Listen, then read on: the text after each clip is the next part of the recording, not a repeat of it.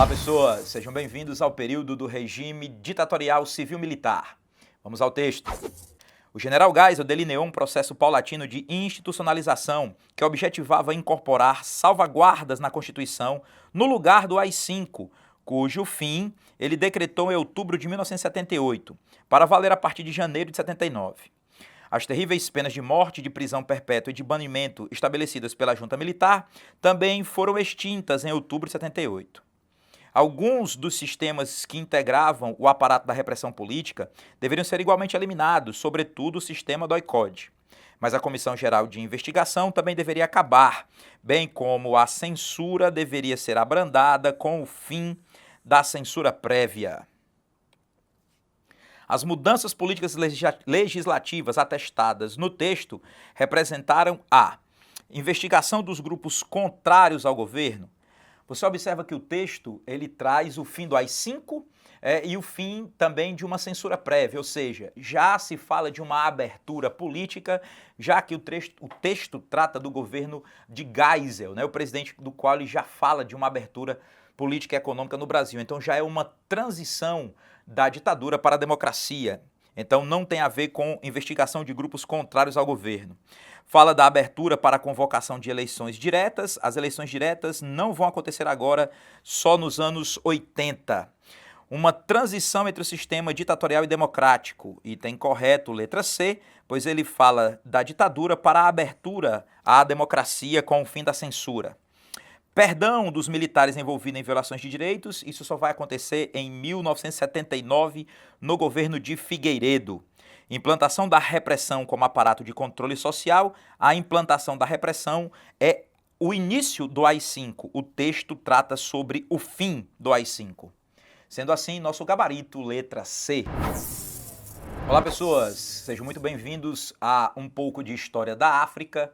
Nós vamos falar do fim do apartheid. O texto ele traz a questão de uma eleição, né, de uma votação que indicou o fim, então, do sistema de apartheid, que na África do Sul especificamente, dava direitos aos brancos de terem o voto, de serem eleitos e votarem, e segregava a população negra de direitos e até mesmo de espaços físicos. Eles não poderiam estar em espaços reservados à população branca da África do Sul.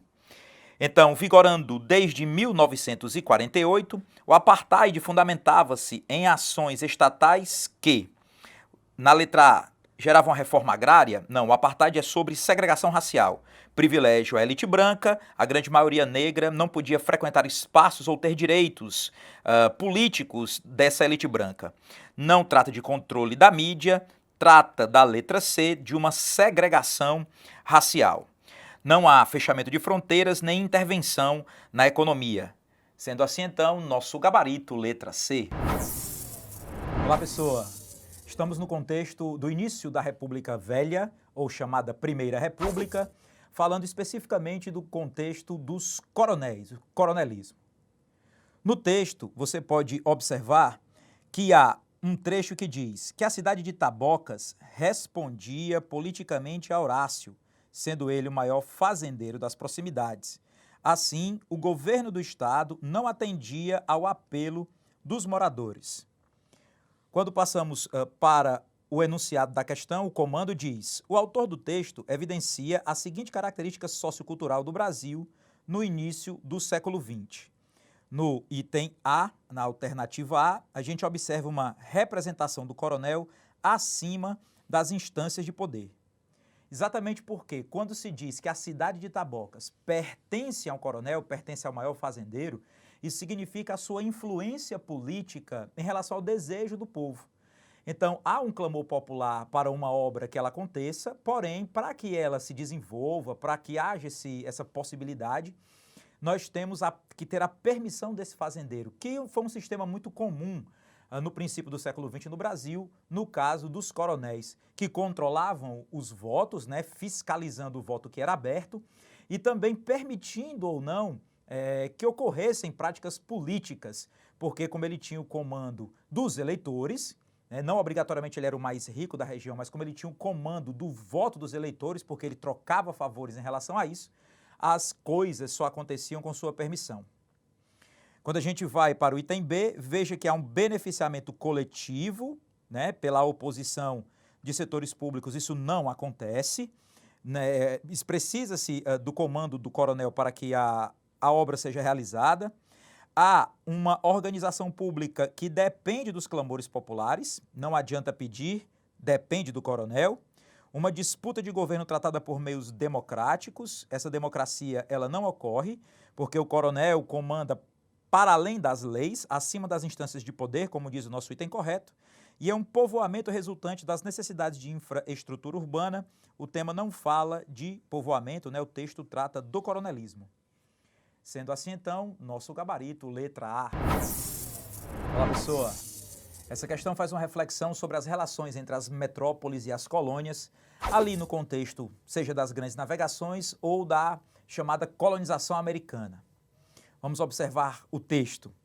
Ele cita aqui que os portugueses, no caso do Brasil, né, o texto fala do Brasil especificamente, eram detentores da exclusividade da oferta de produtos europeus para os mercados coloniais. Então, essa palavra exclusividade, ele diz exatamente que quando os colonos queriam consumir alguma coisa, eles tinham que se reportar exclusivamente à metrópole. Essa era a relação comercial entre metrópole e colônia. Com base no texto, as relações estabelecidas entre as colônias e as metrópoles durante os séculos XVI e XVIII eram definidas como? Então, como é que era essa relação? Quando a gente fala de feitorias, nós estamos falando de bases que existiam no Brasil colonial para a extração da madeira do pau-brasil e enviá-las para a Europa. Então, feitoria não é uma relação comercial, é um local onde ficavam as toras de madeiras para serem enviadas à Europa. Protetorado está muito mais ligado às questões políticas do que questões econômicas em relação à posse de terra e comando de um determinado território. Política de assimilação seria talvez um comportamento da metrópole semelhante ao da colônia ou vice-versa, assimilando as práticas uma da outra, só que elas não eram equivalentes, não eram iguais. A metrópole era superior à colônia. Uma companhia majestática da majestade, uma coisa voltada exclusivamente para o rei, uma relação direta, talvez, com esse monarca. Estranho termo para a maioria das pessoas, mas ligaria a figura especificamente ao rei, e não a um comércio e a um Estado. Como diz o texto, nossa resposta aqui na letra E, o que se fala é de um exclusivo metropolitano, conhecido por muitos como Pacto Colonial. A ideia de que a metrópole, né, comercializaria tudo com a colônia de forma exclusiva. A colônia só podia comprar da metrópole e assim obedecendo e aumentando a posse econômica dessa metrópole, nesse exclusivismo que a gente está vendo aí na nossa resposta. Por isso, então, o nosso gabarito, letra E. Olá, pessoas! Essa nossa questão trata de um tema da Idade Média. Por isso, observemos a seguinte figura. Na imagem temos o Homem Universal, uma obra que coloca Deus como criador da figura humana. Então, o homem é o centro da criação de Deus. Veja que há uma referência ainda a Deus e homem no centro dessa criação. A iluminura anterior, produzida no período histórico e cultural da Idade Média, representa na letra A, dogma cristão da manifestação divina por meio da Trindade. A Trindade é Pai, Filho e Espírito Santo. Na imagem, o homem como criação, o centro da criação de Deus. Então não fala da Trindade, por isso não é correto. É o modelo religioso de referência para uma arte renascentista. Muito bem, vocês sabem que o Renascimento é uma referência à Antiguidade Clássica, ou seja, a Grécia e Roma, e não à Idade Média. Por isso, não referência renascentista. Um antropocentrismo característico da Baixa Idade Média na letra C. A Baixa Idade Média não é referência para um antropocentrismo. Antropocentrismo é uma referência para depois da Idade Média, para o Renascimento. Então, a Baixa Idade Média não faz referência ao antropocentrismo e a figura também não é antropocêntrica. A figura coloca o homem como criação de Deus. Então, Deus ainda presente e não o homem como centro. Desenvolvimento de ideias contrárias à Igreja Católica, como tem a presença de Deus, não é contrária. Nossa resposta está, então, na letra E. O homem é o principal elemento da criação de Deus. Deus lá acima e o homem ao centro. Dessa forma, o nosso gabarito, letra E. Olá, nobre coleguinha, tudo bem? Essa questão fala sobre cartografia. Olha só, ela tem dois textos, onde o primeiro vai ser o globo, com as respectivas linhas imaginárias traçadas de maneira vertical e horizontal. Conjunto de linhas imaginárias chamamos de coordenadas geográficas, beleza? Já o segundo texto traz o seguinte elemento, olha só. É o elemento cartográfico que corresponde ao arco cortado sobre o Equador, que vai de Greenwich até o meridiano do referido lugar. Então, se ele fala do Greenwich até o meridiano, nós estamos falando de quem? Olha só o comando da questão. A representação e a definição anteriores estão associadas diretamente ao conceito de item A, antípoda. Não. Quando falamos de antípoda, estamos falando de um ponto diametralmente oposto ao referido. Não é antípoda. B, escala. Não, escala é a relação existente entre as distâncias reais e distâncias no mapa, não marcamos escala. Olha, item C, hemisfério. Não, hemisfério seria a metade do globo, seja leste ou oeste, ou norte ou sul.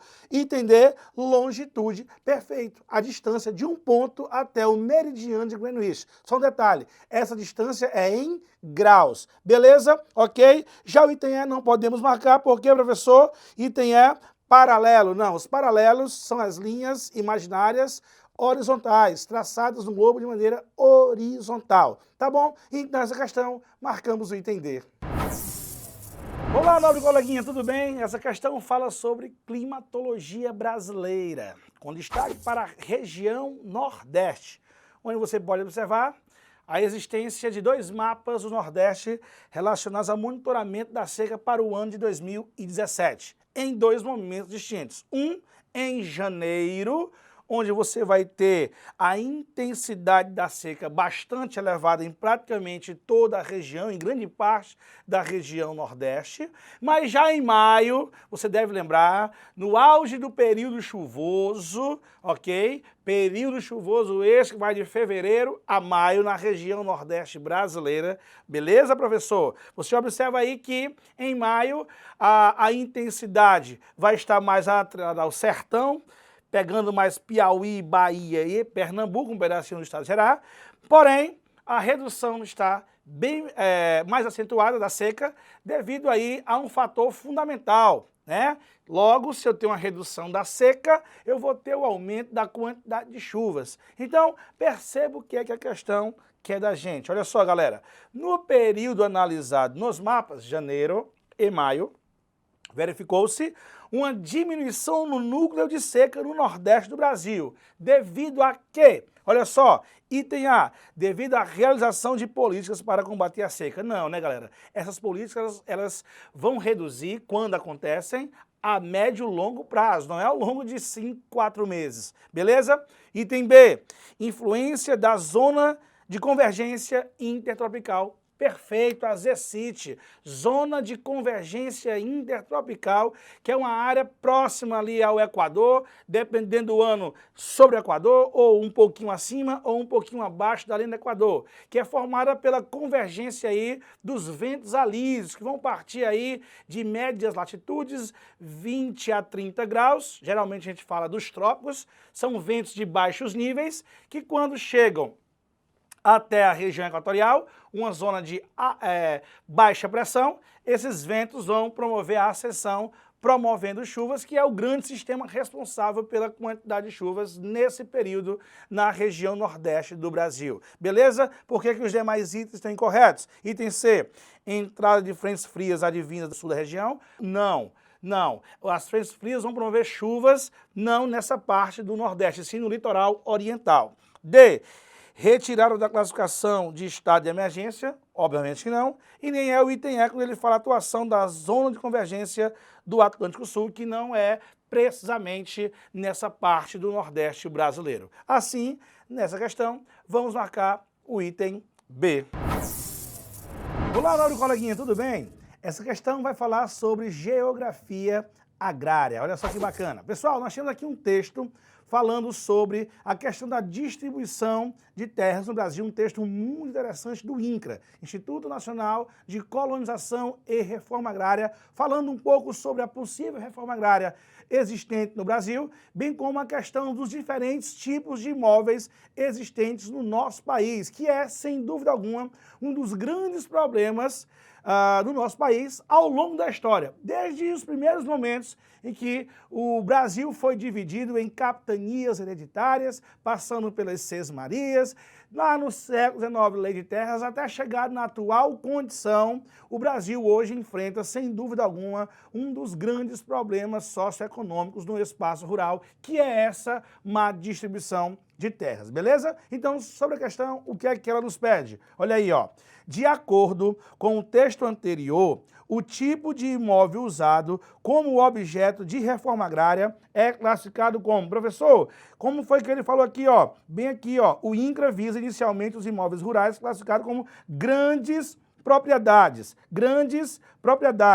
cuja área é superior, ó, galera, a 15 módulos fiscais, beleza? Ok, então essa área é superior a 15 módulos. Item A, minifúndio. Não, galera, o minifúndio vai ser uma área inferior ao que nós temos aí do módulo fiscal. Pequenas propriedades não vão estar relacionadas à definição. Olha o item B, ó, módulo fiscal. Professor, módulo fiscal, como a gente pode trazer o módulo fiscal? Vai ser uma área estabelecida para atender a demanda de uma família em uma determinada região, ok? Esse módulo, ele varia de acordo com a região. Por exemplo, região Nordeste vai ser uma região onde as culturas existentes nessa área, bem como as condições naturais, vão ser um pouco mais adversas. Assim, o módulo deverá ser maior em relação à região Sudeste, onde os produtos que ali são gerados, bem como a questão natural, vai favorecer, assim o módulo terá uma menor extensão. Não marcamos o item B. Olha o que diz o item C, pessoal, empresa rural. Não, as empresas rurais vão estar aí atreladas às grandes companhias que vão trabalhar de acordo aí com as suas necessidades, tanto para o mercado interno, bem como para a exportação. Olha o que traz aí o item D, propriedade familiar. Não vai estar atrelada às grandes propriedades que são os latifúndios existentes no Brasil, que nós vamos marcar aí o item E, quando ele fala latifúndio por exploração. Beleza? Ok? Assim, essa questão a gente marca o item E. Olá, nobre coleguinha, tudo bem? Essa questão fala sobre globalização, com um grande ênfase na questão das redes sociais, né? Um dos temas mais discutidos tanto no Brasil como no mundo, que inclusive influenciou até eleições tanto na Europa como nos Estados Unidos, que é a questão do fake news, né? E o texto aqui do El País, ele vai trazer um enfoque sobre a questão do maior jornal do país, que é a Folha de São Paulo, que critica o Facebook por conta aí de problemas existentes, a propagação dessas notícias falsas, dessas informações falsas, beleza? Olha só, então nós temos aqui como comando da questão, a ação do jornal relatada no texto é um reflexo direto de quê? A crítica do jornal em relação ao Facebook. Item A, o aumento da concorrência de veículos de comunicação em massa? Claro que não, é o maior jornal do país, Folha de São Paulo. Então eles não vão entrar com o Facebook para falar sobre a grande concorrência existente no país, óbvio que não. B, preferência da população pela internet frente aos meios antecessores? Também não, essa não foi a crítica do jornal em relação ao Face. C, credibilidade das notícias em circulação nas principais redes sociais. Não é essa credibilidade, é a questão das bolhas que foram constituídas a partir de falsas informações, o que gera aí um grande problema para os grandes veículos de comunicação. D, uso de conteúdos virais pelos grandes jornais como fontes confiáveis. Não, nós temos de fato esses conteúdos virais, mas que não partem dos grandes jornais, dos grandes veículos de comunicação, e sim partem de veículos que muitos deles são desconhecidos e o problema é que, mesmo sendo de sites desconhecidos, de empresas desconhecidas ou pessoas desconhecidas e não confiáveis, isso ganha uma grande proporção, uma grande projeção. E o item é que diz aí, ó, criação de bolhas sociais nas quais ocorre a distribuição de desinformação, que acaba por ir de encontro aí ao papel dos grandes veículos de comunicação, tanto no Brasil como no mundo. Beleza? Então essa questão a gente marca o item E. Olá, nobre coleguinha, tudo bem? Essa questão fala sobre climatologia. Olha só, um textozinho muito bacana falando sobre o aumento da intensidade dos furacões do Atlântico, não é isso? Um fenômeno que tem uma grande relação com o aumento da temperatura dos oceanos e que, nos últimos anos, tanto a intensidade como a ocorrência vem aumentando, o que preocupa aí cientistas de todo o planeta. Obviamente, o grande destaque vai para os países ali do Caribe, bem como os Estados Unidos, que são os países mais atingidos pelos furacões que são produzidos no Oceano Atlântico. Beleza? Olha aí, professor, o que traz aí o comando da questão? Os estudos referenciados no texto corroboram a ideia de que o aumento da frequência dos fenômenos atmosféricos citados ocorre devido a quê? Olha o item A, pessoal, a chuva ácida, ao aumento da chuva ácida, não. B, inversão térmica, também não, professor. A inversão térmica ela não vai proporcionar esse processo, já que a inversão térmica ela só ocorre em, geralmente, áreas temperadas, áreas de médias latitudes e no inverno. Olha o item C, aquecimento global, correto, o aumento gradativo da temperatura do planeta Terra, provocado pela intensificação do efeito estufa e que vai aí gerar uma série de problemas climáticos. Um deles é o aumento da quantidade e da intensidade dos furacões. Olha os demais itens. D, derretimento das geleiras. O derretimento das geleiras é uma consequência do aquecimento global, não é ela que vai produzir esses furacões, não é ela que vai aumentar a intensidade desses furacões. E o item é desertificação em biomas, também consequência, não causa. Assim, essa questão a gente marca o item C. Olá, nobre coleguinha, tudo bem? Essa questão fala sobre globalização, especificamente a globalização do futebol. Olha só, 2018, um ano de Copa do Mundo e um bom tema para estar aí nos principais vestibulares do Brasil, inclusive no Enem. Então, esse texto vai falar um pouco sobre a desigualdade que nós temos no mundo do futebol, onde esse grande esporte que movimenta milhões no mundo inteiro, ele consegue ser resumido em alguns clubes, principalmente da Europa, e um pequeno grupo de grandes empresas, grandes patrocinadores, que vão financiar esse processo e que, por sua vez, recrutam jogadores do mundo inteiro, mas que compartilham lá no continente europeu a grande força, a grande hegemonia desse esporte que movimenta milhões de dólares por ano. E que assim como nos demais setores da economia, o futebol ele também vai gerar uma gigantesca desigualdade socioeconômica no planeta Terra, que é o que traz aí a essência desse texto, tá bom? Olha só, professor. Professor, qual o comando da questão aí para nós?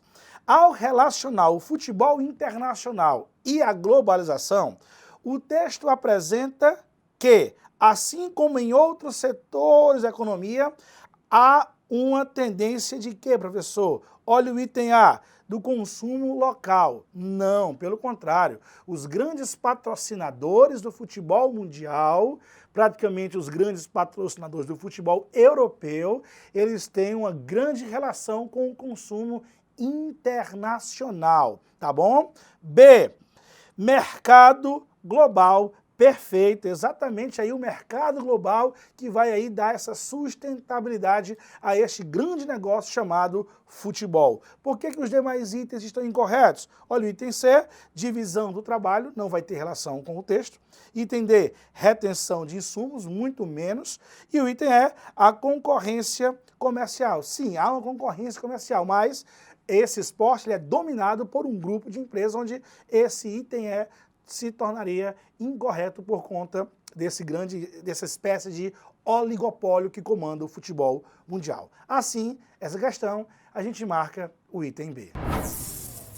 Olá, nobre coleguinha, tudo bem? Essa questão fala sobre meio ambiente. O texto vai trazer uma grande problemática existente no Brasil, dando destaque para Ceará e São Paulo, quanto à questão do uso da energia a partir das termoelétricas, uma fonte de energia suja, onde geralmente essa energia é usada a partir da queima ou de derivados de petróleo, ou de gás natural, ou de carvão mineral. Porém, além desse problema da emissão de gases que vão intensificar o efeito estufa, você vai ter a utilização por água para resfriar o sistema. E essa água não é qualquer água, é água tratada, é água que deveria ser utilizada no consumo humano e que, infelizmente, ela é desviada para estes fins, gerando uma grande polêmica. E olha o que pede a questão, ó.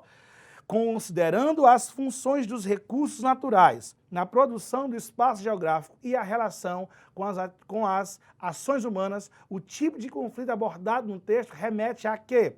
Olha o que dizem A. O que diz o item A? Causa do problema da seca que aflige a região. Não necessariamente, ok?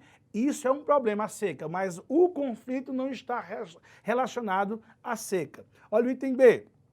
Impacto socioambiental localizado de uma termoelétrica. Não, o conflito, de fato, a termoelétrica, ela gera, de certa forma, um impacto socioambiental, ela vai gerar desmatamento para a sua instalação, por exemplo, bem como aí a população em torno também vai sofrer com resíduos produzidos por ela, mas não é o que tem relação com o texto. Olha o item C, pessoal. Demanda difusa pelo uso da água em detrimento do consumo humano. Exatamente o que nós acabamos de falar. O grande consumo de água é uma das problemáticas existentes quando falamos em utilização de termoelétricas. Olha os demais itens. D. Priorização do combate à desertificação na balança de interesses, não tem relação com desertificação. E o item E. Preferência das empresas no aproveitamento do recurso previsto em lei. Não necessariamente. O problema é a quantidade excessiva para esse uso de energia. Assim, vamos marcar o item C. E aí, galera, beleza? Estamos aqui de volta para a gente fazer análise das nossas questões acerca do nosso simulado Enem. E é a questão que vai tratar justamente sobre uma visão, uma análise muito bacana feita por Santo Agostinho, né? O grande pensador Santo Agostinho. E aí vamos logo aqui direto para o comando da nossa questão. Em relação estrita ao conteúdo que foi trabalhado no suporte da questão, a mentira é algo. Bom, na letra A ele fala o seguinte, baseado em verdades incontestáveis. Essa opção ela está errada. E por que ela está errada? Porque Santo Agostinho fala que muitas vezes o indivíduo ele pode mentir sem conhecer a verdade. Então, quando ele desconhece a verdade de um determinado fato e ele relata algo e esse algo ele é mentira, muitas vezes esse indivíduo não tem intencionalidade de mentir. Então, essa verdade incontestável acaba entrando em contradição com o que Santo Agostinho defende no seu texto. B de bola, condicionado às falsidades do mundo, né? Também é uma opção que está errada. Ela entra em contradição com aquilo que está sendo colocado por Santo Agostinho no texto. Porque há uma intencionalidade do ser humano quando ele vai praticar o ato de mentir, tá? Opção C, intencionado pela consciência humana. Esta é a opção correta da nossa questão, tá? Intencionalidade, vamos aqui, a marcação. Intencionado pela consciência humana. Opção corretíssima. E cabe, por sinal, dentro daquilo que Santo Agostinho está defendendo no texto. Né? A ideia de que o ser humano, ele mente, e ele mente com intencionalidade, com consciência. A opção da idade está errada porque ele fala da subjetividade do discurso, né? Que o indivíduo seria influenciado pela subjetividade. É justamente o contrário, ele é influenciado pela objetividade desse discurso para poder praticar o ato de mentir, na visão de Santo Agostinho. E a letra E também está errada porque ele fala do adequado em determinadas circunstâncias.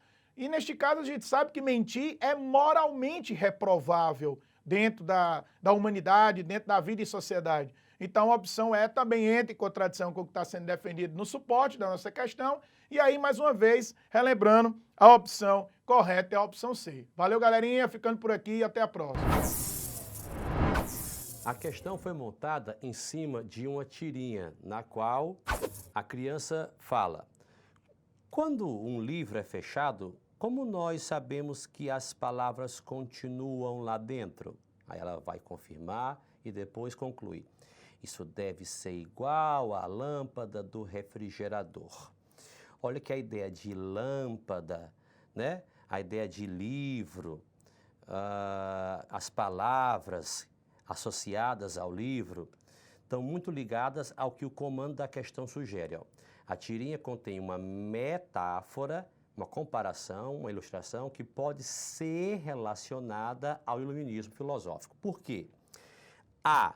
Ressalta o caráter individual do aprendizado filosófico. Na verdade, pessoal, o iluminismo ele tem uma visão um tanto coletiva de saber, né? E nem a tirinha sugere essa individualização. Como nós sabemos. Então, matou a letra A. Provoca o estímulo à curiosidade tipicamente infantil. Se observarmos, essa curiosidade também é expressa por essa senhora, não sei se é a professora ou a mãe dele, né? Mas que está também interessada, olha só, em saber. E a letra C de casa diz: restringe a educação à aquisição do saber pelos livros. Na verdade, pessoal, esse restringe matou a opção. Porque a educação, pessoal, mesmo o iluminismo, está muito ligada não só aos livros, mas também ao teatro, à música.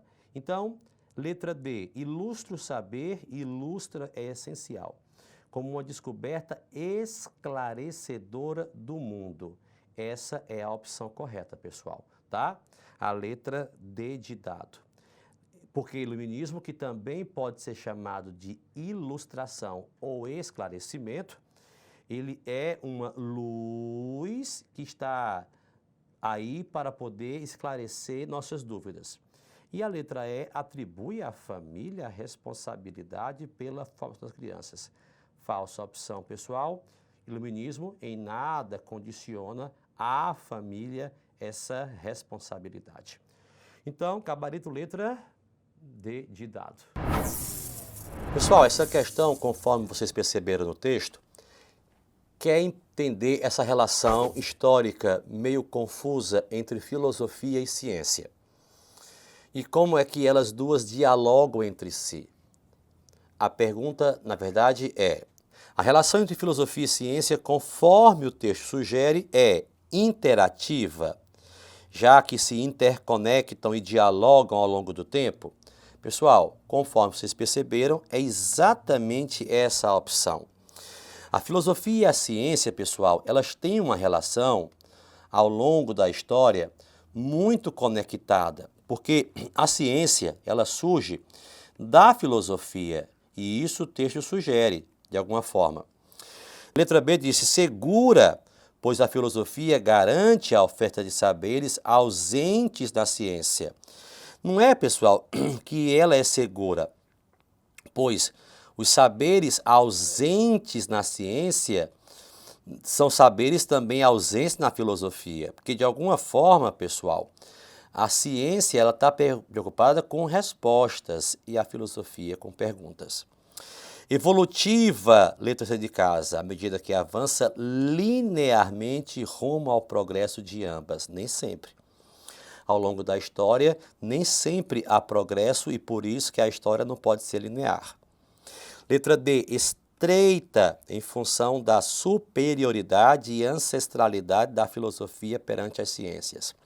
Na verdade, existe uma espécie de igualdade entre as duas. A B, a C e a D estão, por isso, erradas, e a harmônica em função da histórica alteridade e reciprocidade entre filósofos e cientistas.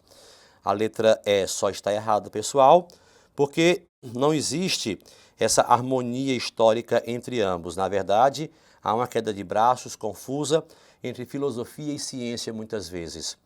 O que muita gente não entende, que na verdade a filosofia e a ciência são as duas maiores parceiras do saber humano. Enquanto a filosofia faz questões, a ciência quer resolvê-las. Então, resposta, letra A de aprovação. E aí, galerinha, beleza? Estamos aqui de volta para a gente fazer uma análise bacana aí acerca da nossa próxima questão, do nosso simulado Enem. Vamos lá para o suporte da questão. O suporte não, o comando. As imagens permitem identificar o ou a. Então, na primeira imagem, como você pode ver, o texto 1, é a imagem do movimento ludita, né, que teve início na Inglaterra no século XIX, os conhecidos quebradores de máquinas, né? E a imagem 2 é a imagem que mostra o que seria o movimento ludita dos dias de hoje, né? Só que aqui é uma reação diferente do operário que está aí agarrado à máquina, e aí o patrão vem e pergunta, né? Ou, na verdade, um indaga, né? Já fechou a fábrica hoje, o que é que você ainda está fazendo aí? Então, com base nesses dois suportes e levando em consideração aqui o comando da questão, que diz o seguinte: as imagens permitem identificar o a. Que conclusão a gente poderia tirar a partir das opções que nós temos aí, tá? Então, vamos para a primeira opção. Trabalho na Inglaterra sendo mais opressivo que no Brasil, essa opção a gente já descarta de cara. Por quê? Porque, como você pode ver, texto 1 e texto 2 não faz esse tipo de comparativo, ok? Então, letra A está incorreta. Letra B de bola. A harmonia entre trabalhadores e máquinas no processo de produção, a opção também incorreta. Não há essa harmonia, tá? Se você analisar bem, você vai ver que é um movimento de reação, né? De reação, principalmente no primeiro texto. Os indivíduos estão quebrando as máquinas, ok? Letra C. Aumento da empregabilidade humana por meio do uso da maquinaria é justamente o contrário que as duas imagens estão discutindo. É a perda justamente do emprego. Por quê? Porque a máquina vai ficando cada vez mais avançada, a tecnologia vai avançando e, obviamente, que ela vai substituindo cada vez mais essa mão de obra humana. Então, é o contrário desse aumento da empregabilidade, ok? Letra D de dado. Hibridização a que operários foram submetidos em relação às máquinas. E o que é a hibridização? Esse conceito ele quer dizer que você tem a união, né, de duas coisas, ou de dois seres, ou de uma máquina e um ser, ou de um objeto e um ser humano em uma coisa só. E a gente vê que não é isso que acontece. A máquina vai tomando cada vez mais o espaço que antes era o espaço do ser humano. Então, a opção D de dado também está incorreta. Neste caso, nos sobra a opção E, que diz o seguinte: tensão entre empregabilidade e automação da produção ao longo do tempo. Ou seja, o emprego vai cada vez mais sendo, né, retirado do ser humano e vai sendo substituído pela tecnologia da máquina. Isso gera, obviamente, uma tensão e um desespero, né, por parte daqueles trabalhadores que antes tinham o seu emprego garantido e que agora a máquina está tomando, né, o seu lugar gradativamente. Galera, a opção correta dessa questão, opção é. Eu vou ficando por aqui e até a próxima. E aí, galera, beleza? Estamos aqui para fazer mais uma discussão do nosso simulado SAS Enem. Vamos aqui para o comando da nossa questão. A aproximação entre a análise sociológica e o trabalho dos movimentos sociais, evidenciada com base na definição do texto, ocorre pela, vamos lá para a opção A, existência de uma mesma cientificidade? Não. Por quê, professor? Porque você tem aqui uma discussão sociológica que leva em consideração dois lados da moeda.